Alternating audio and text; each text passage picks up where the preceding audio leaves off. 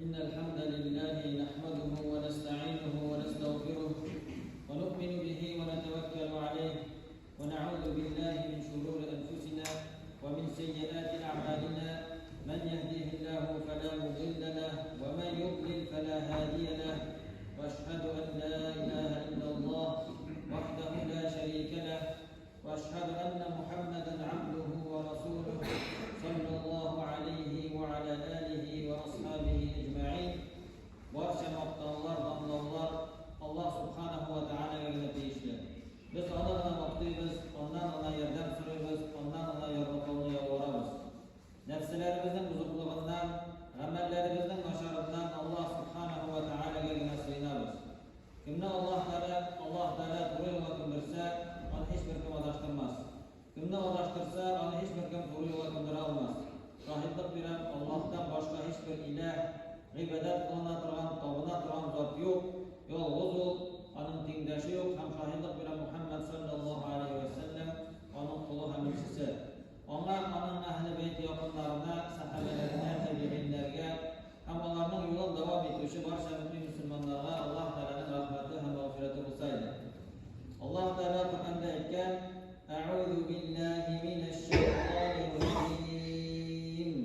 Wasari'u ila maghfiratin min rabbikum wa jannatin 'arduha as-samawati wal ardu u'iddat lil muttaqin.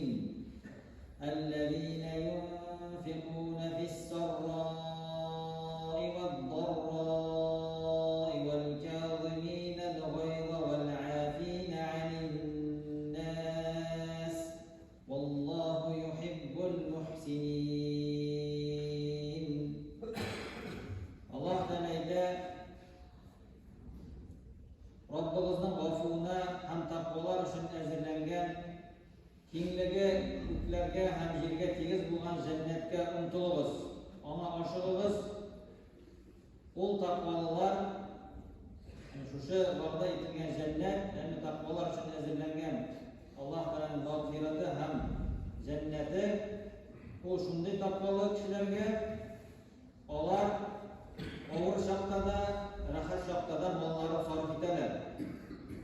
Oshularini yutalar, oshularini bosalar, ham kishilarni g'afu etadilar. Alloh taolo yorata shunday izgilik qilishlarni degan. Biz bugun so'zimiz shu sifatlarning birisi, ya'ni jannatlarga, musulmonlarga azirlangan, taqvoli mu'minlarga azirlangan Allohning rahmati, mag'firati ham uning jannati shunday kishiga berilashak, kim o'zidan shu sifatni bildirashaq. Ham olda sanalgan sifatlarning birisi wal kadhimina al-ghayz, oshuni yutuv, oshuni bosuv. Musulmon u ko'rkam axloq sifatlarına xos. U qiynab bilan bezalar, boshqalarning ranjitiluvini tuzar, ularni g'afu etar. Ham oshuvi kelganda oshuvini tiyar.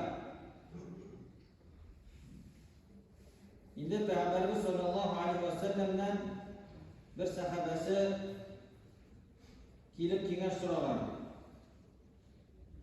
Abu Hurayra radhiyallohu anhudan keltirilgan bir kishi Payg'ambar sollallohu alayhi va sallamdan kelganda menga kengash berishni deb so'ragan. Ham Payg'ambarimiz sollallohu alayhi va sallam la taghdab degan. Oshulanma degan. Degan kishi so'ravin bir necha taqdir qavatlab so'ragan. Payg'ambar sollallohu alayhi va sallam hamon la taghdab, oshulanma deb javob qaytargan. Haligi kishi Abu Darda radhiyallohu anhu bo'lgan deb rivoyat etiladi. U aytdi, bir vaqt men Allohning elchisi sallallohu alayhi va sallam yoniga keldim-da, ham menga jannatga kirishga yordam etashak ishni ko'rsat dedim dedi. Ham Payg'ambarimiz sallallohu alayhi va sallam menga oshulanma, ham jannatli bo'larsan deb javob bergan. Abdullah ibn Umar radhiyallohu anhuma Payg'ambar sallallohu alayhi va sallam aytgandi, Payg'ambar sallallohu alayhi va sallam so'ragan, meni Allohning g'azabidan narsa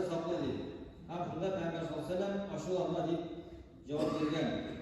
Хасан аль-Басри рахимахуллах айткан, дүрт сифатка ие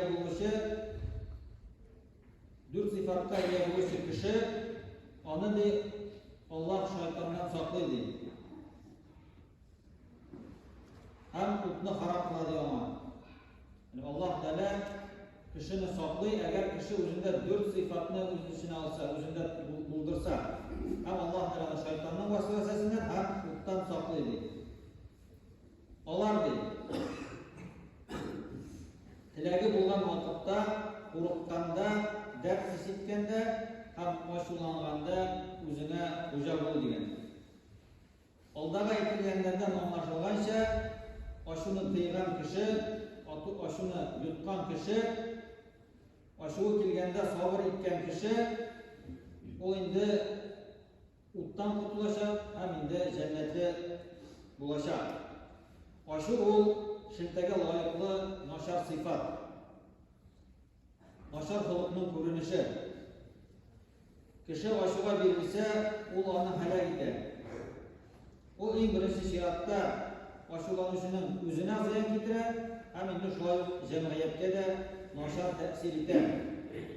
Инде ачуланган кешене күз алдына китерсәк, без аны күрәбез, ул кызара, калтырый, кан тамырлары кабайындаймы, төрле тәртипсез хәрәкәтләр эшли башлый. Бузык сүзләр әйтә. Кай чакта да көфер сүзләрен дә әйтергә мөмкин. Һәм инде ачуланган вакытта кирәксез, файдасыз гамәлләр эшләп, шулай ук акчаларын да исраф итәргә, һавага очырырга мөмкин.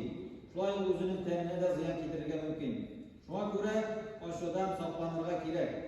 Җәмгыятькә китергән зыянын карасак, ул инде кешеләр арасындагы дуслыкны, мәхәббәтне бетерә.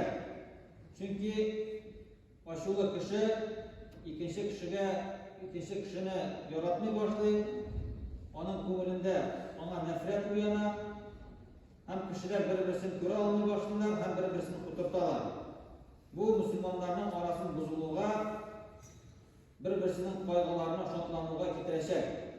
Инде исламның төп максатларының берсе ул камил булган дәүләт төзү.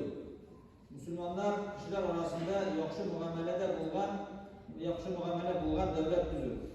Һәм ачу инде зыян китергә мөмкин. Һәм ачу инде ул кешегә тумыштан бирелә. Туган вакытта ул кешедә инде андый сифат була. Ләкин мөселман кешесе инде аннан сакланырга тиеш. Ачу килүнең төрле сәбәпләре булырга мөмкин. Алардан инде ул тәкәбберлек, башкалардан көлү, мыскыл итү, уен көлкенең күплеге, кешенең үзенә карамаган эшләр белән шөгыльләнүе, бәхәсләшү, артык байлыкка һәм югары урыннарга омтылу һәм башкалар керә. Инде безгә мөселманнарга менә шушы ачуны инде тыярга кирәк. Һәм инде Коръәндә һәм Пәйгамбәрбез саллаллаһу алейһи ва саллям хәдисләрендә безгә инде бик күп нәсихәтләр, бик күп юллар, шушы ачудан кутулуның юллары күрсәтелгән. Һәм иң беренчесе ачудан кутулуның беренче юлы Аллаһ Тәала Коръәндә әйтә: وَإِمَّا يَنزَغَنَّكَ مِنَ الشَّيْطَانِ نَزْغٌ فَاسْتَعِذْ بِاللَّهِ إِنَّهُ سَمِيعٌ عَلِيمٌ. Әгәр сиңа шайтаннан вәсвәсә килсә, вәсвәсә кылса да ул сиңа, Аллаһка сыйын ди. Аллаһтан ярдәм сора, чөнки ул ишетүче, белүче. Шулай Пәйгамбәрбез саллаллаһу алейһи ва саллям вакытында ике кеше аның кырында ачуланышканнар. Һәм һәр берсенең аның йөзләре кызарып чыккан. Һәм Пәйгамбәрбез аны күргәч, аларга әйткән: "Инни ла а'рифу калиматан лаw qalaha la dhahaba anhu alladhi yajidu." A'udhu billahi minash shaytanir rajim. Peygamber sallallahu aleyhi ve sellem әйткән: "Мин ди шундый сүзләрне беләм ди, agar onu aytsadi, nashu ashuvi onu kitashak deydi. Ham u so'zlardi, a'udhu billahi minash shaytonir rojim, ya'ni Allohga siyinib, la'natlangan, la'nat bo'lgan, ya'ni shaytondan deb siyinu bo'ladi. Agar kishi shuni aytsa, endi u tinchlanacak, o'sha shaytonning vasvasasiga berilmayacak. Allohga siyinib, la'nat qilgan shaytondan deb. Ondan ikkinchi yo'li u endi gavdaning turishini o'zgartirdi, tanning halini o'zgartirdi. Payg'ambarimiz sollallohu alayhi vasallam aytgan: "Idza ghadiba ahadukum wa huwa qa'imun falyajlis, fa in dhahaba anhu al-ghadab wa illa falyattaji." Agar birlaringizning oshuvi kelsadi, ham u bosib tursadi, o'tirsin.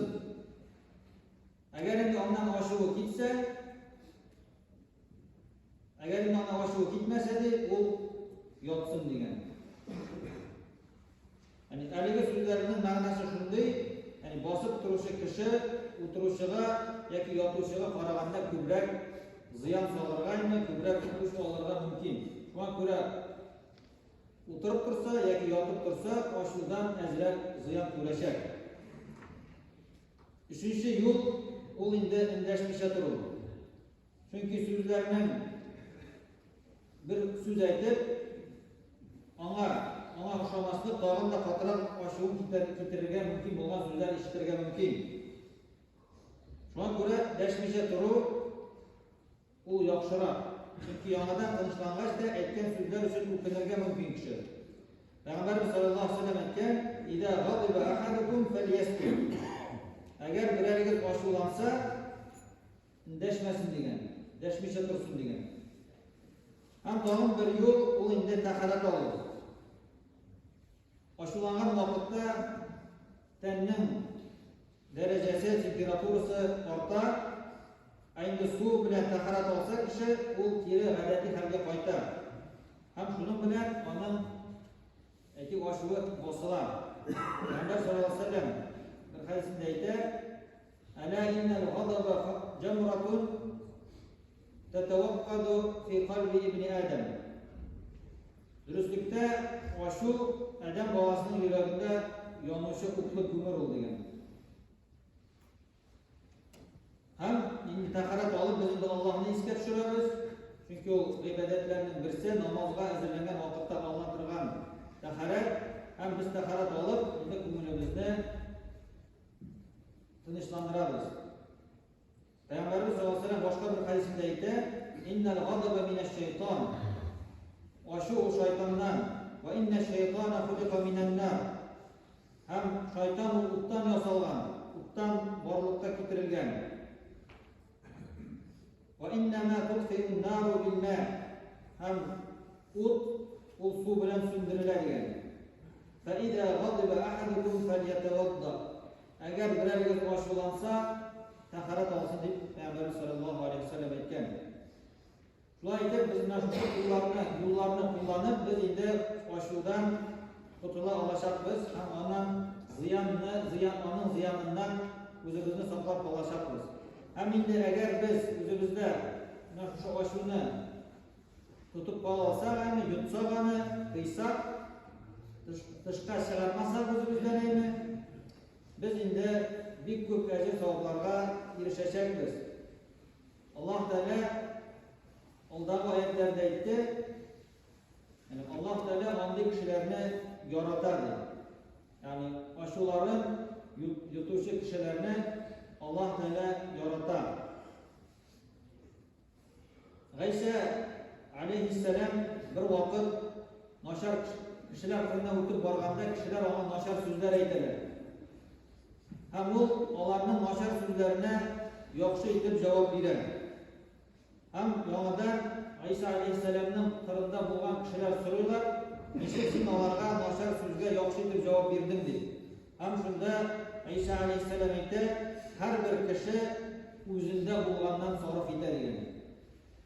Alloh taolo borimizga da foydali kerakli so'zlar so'zlarga, oshuni tayyorga, hamında savur etmişlerden bulanan nasip etseydi. Ve akulu kavli hâdâ ve estağfirullah li ve lekum ve lisâiri cemaatil muslimin innehu huvel gafurur rahim el cevvadul kerim es-semi'ud du'a.